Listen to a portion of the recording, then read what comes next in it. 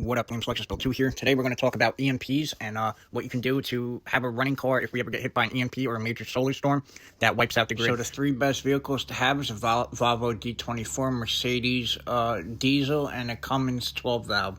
And first up, I'm going to show you what the Mercedes motor, that's the motor specifically, comes in multiple different vehicles that Mercedes makes.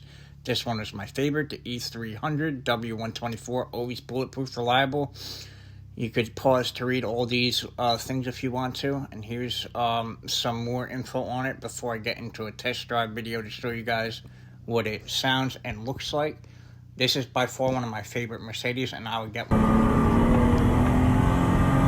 Taking a nostalgic drive in this beautiful Cabernet Red Metallic 1989 Mercedes-Benz 300E. I would be honored to daily drive this 300E. The W124 chassis is kind of known for being overbuilt and just reliable. This is my current car. Again, it's a 98, so it actually fares well against an EMP or solar storm. So my car might actually be running in case we did get one. That's why you want to own older cars, 30-plus-year-old cars. Before 96, even better. But here we have the 1990s 12-valve Cummins, second gen right here, or you can get the first gen.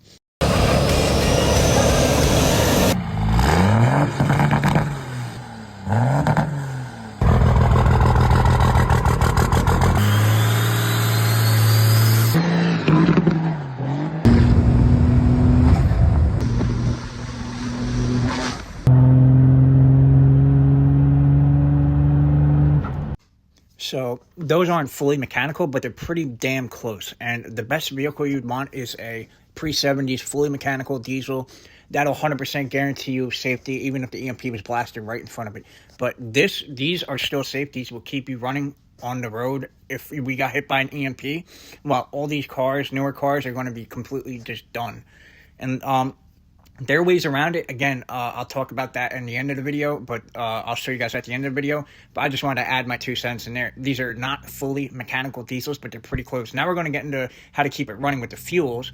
And you could do this. You could run it off oils from like restaurants and shit like that, because there's going to be tons of them all over. Our great-grandparents built the world that runs on this ship right here. Oil right in the tank, the ATF fluid. Until it starts running on something else, we got to feed it. That shit.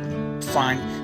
If you or have the world stops. Ethanol in there, whatever, keep it going. I know some of you may bring this up, but this guy right here who has the plastiline, plastic diesel, that shit has already been done. Companies like Exxon have been investing into it and using its tech, and it is not cost effective. You need tons and tons of electricity to generate it, and the amount of energy you use versus the amount of fuel or diesel you'll get in the end far outweighs the cost, make the cost of it expensive, and the carbon footprint will be horrible on the planet. Diesel I made from plastic waste. I am here and I have brought with me plastic diesel. This here is plastic diesel, scientifically proven to be cleaner than pump diesel. What I was talking about before, if you have like an older 90s vehicle or you want to help protect the 12 valve or Mercedes better, you can buy this right here, EMP. I've never seen proof of this working. I'm going to let you guys know that now. I personally think it could be snake oil. I do not know if it works. Like I said, a lot of other people have said the same thing I've said. The only videos I see are ones like I'm about to show you of people who are advertising it, installing it in their truck, and that's it, nothing else. So again, take that with a grain of salt. I've read on how it works, and it does make sense. So, I mean, I could see it working, but like I said, we will not know until we see it tested, so. Hey there, Mike Gennady here. So we've finished installing the EMP shield. That stands for electromagnetic pulse. What we had to do was I mounted it in here. I've got the heavy duty Velcro in there. Then I took the red, you hook that up to the positive. Then the whole reason I brought this video up and made it for you guys is because I'm looking for an SUV to buy, right? And I was debating between a 100 series Land Cruiser or the 80 series straight axle. And then something like, just with the tensions between Russia and Israel, Iran, the Saudis, North Korea, all that, I was thinking, like, I want to build like a real overland rig that if something happened, like, you can, like, if you needed a vehicle to go up into the mountains and do it reliably, that could run on, like, oil out my engine or whatever, it could do that, you know? And the best, like, thing, like, so it got me to research it, and the vehicle I'm going to go with is the 80 series Land Cruiser diesel, JDM. Like, that would be the perfect vehicle to get. They didn't sell them here in the U.S., but they have them here in the U.S. because people have imported them. If you look up Mav on YouTube with a camper, he just bought one, a JDM one, a little bit older than the one I want, but he bought one, diesel.